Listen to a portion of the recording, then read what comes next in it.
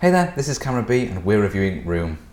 Room is about a woman played by Brie Larson, and she's held captive with her 5-year-old son for years and chronicles her tales about her trying to escape and stuff like that.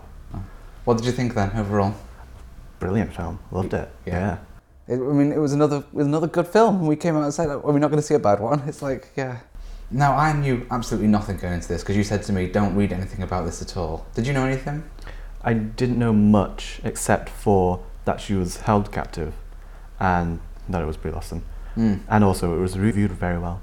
I think I may have seen a bit of a trailer where we saw them in a room and saw the sun outside, but I had no idea if that was real, if they ever got out of the room. And going in not knowing anything is definitely the right thing. So let's break it down then. Start off with cinematography. Was there anything stand out cinematography wise? There's nothing particularly stand out, but every shot was very well done.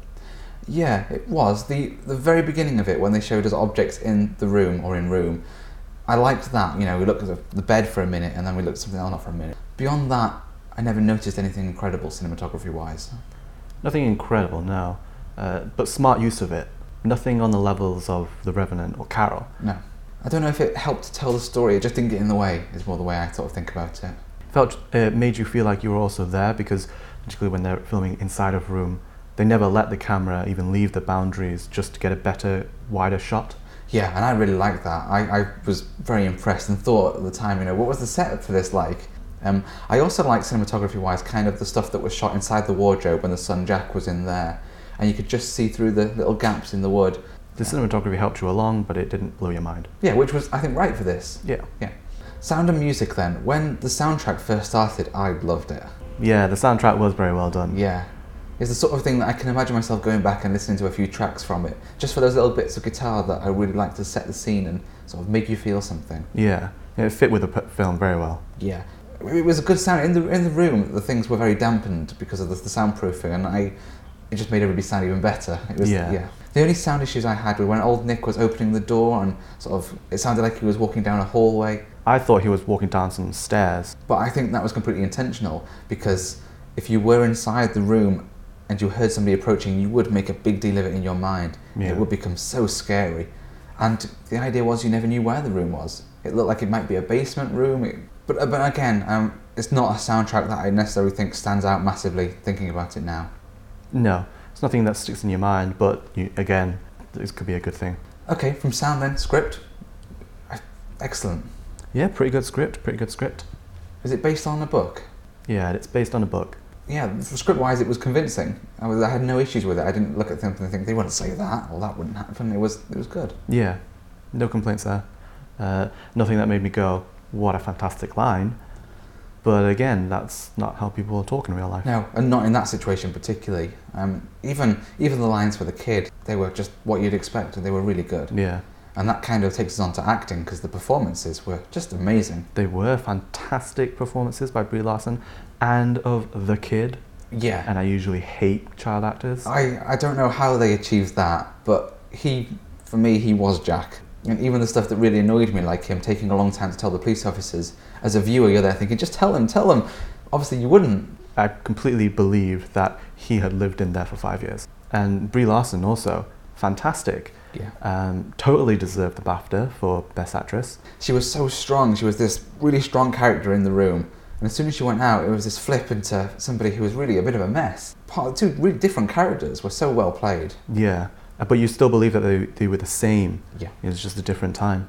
Which was something that's really, it's a fairly simple concept, you know, two people are stuck in a room and then they get freed.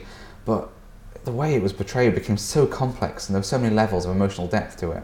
Your acting is just really sucks you in emotionally. Yeah, it does. Supporting characters wise, the dad, I kind of wasn't sure about his character and his acting. I believed him. It felt like a real performance. I thought that was a great performance, but yeah. As a supporting role, not as a main role. Yeah, you didn't look at any of the acting and think, oh dear me. So the pace and plot of the film, very well done. Yeah. I was afraid that they might stretch out the time in room for too long just to accentuate the horrors of it. They didn't though. It was fantastic. You only spent a few days there. It was stretched out enough that you developed along with it and you were waiting to find out what happened. Exactly. You were just as desperate as the characters were. Yeah. I was going to say for a moment there that it slowed down once they got out into the real world, but I don't think that's the right term, because obviously very little was happening in room. Like when they were out in the real world, very different things were happening. Yeah, and I think because there's no emotional desperation out in the real world, because there's no anticipation of, are they going to get out? It's really just a matter of when will they recover. You initially expect that the second they're out, that's it, it's done, they're free. But what they spent a good amount of time here showing you is the damage that's done during that time. You know, Jack, he's a kid, he managed to recover fairly well, but Joy, she took much longer. Yeah, it was fantastically well done. They emphasised the strain on the family dynamics of it all, because you'd think, oh, your daughter's out, everyone's happy, right? Because it's such a horrible thing that's happened to you, it's not as simple as that. Plot-wise, I quite like the point where they gave that news interview, and it was kind of like you were seeing a glimpse into this public image of the life, you know, oh, I'm a happy person, everything's fine. I really like the fact that we'd seen all of this bad stuff, you know, all the darkness, and then it's, yeah, we're going to put on some makeup and be happy for a minute. Yeah, and I think that was a commentary on us watching the film anyway. We want to watch this film about someone who's been locked away, and just as the public want to see news media about the very same people, and we're anxious for that voyeuristic look into it, when really, when you look at it from the other side of the glass, it's almost damaging to them, and it's almost a desperation that they have to do that. What I take from the whole thing is going in not knowing anything.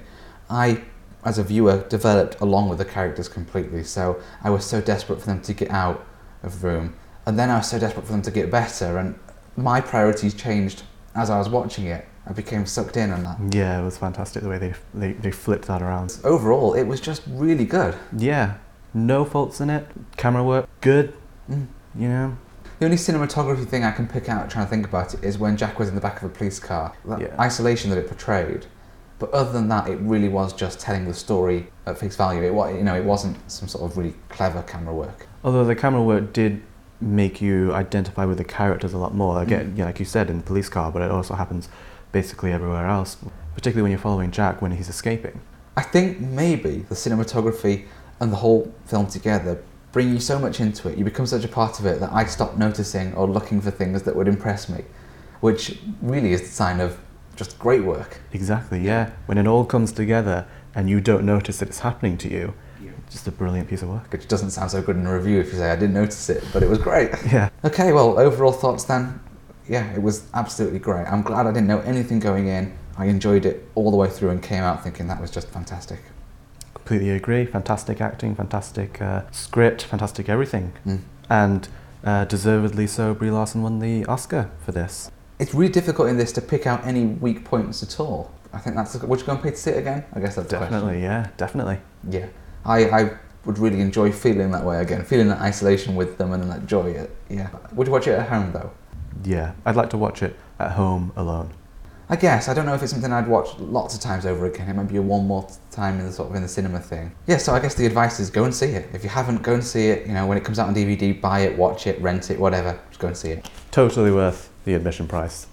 Well, and that's about all there is to say on it. Yeah, it's just, what can you do? It's great. Thumbs up for that one. Well, that's it for this episode of Camera B, but we'll be back at the same time next week with another film review. Remember, you can find out more by going to h9blog.com/CameraB. Our audio podcast for this is also available on iTunes, and of course, subscribe and like our YouTube channel and this video. Until next time, though, bye-bye.